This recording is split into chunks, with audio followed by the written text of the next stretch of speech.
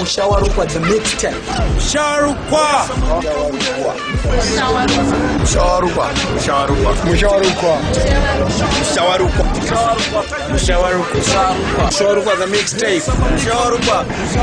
Mushawarukwa the mixtape.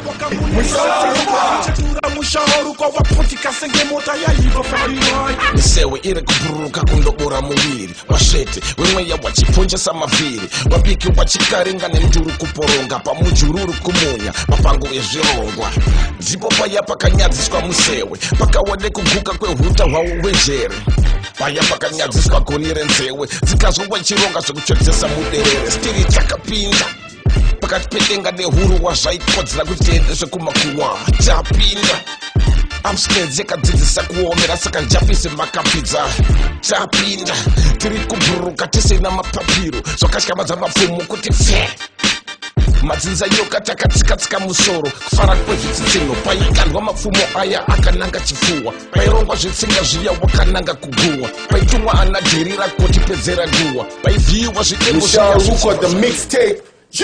Yo, mucheni wedhorobha tinavo Gadzirira kuzwa Mushawarukwa the mixtape. Launchpad kana kuti appetizer vakamirira damba refu rinonzi dandemutande richabuda manje manje.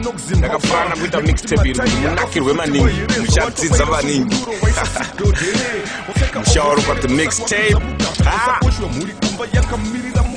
Mushawarukwa the mixtape. Mushawarukwa the mixtape. Mushawarukwa the mixtape. Mushawarukwa the mixtape. Ziso rekugotsi ngarivhurwe misewe iri kubhururuka yakananga musana blazi.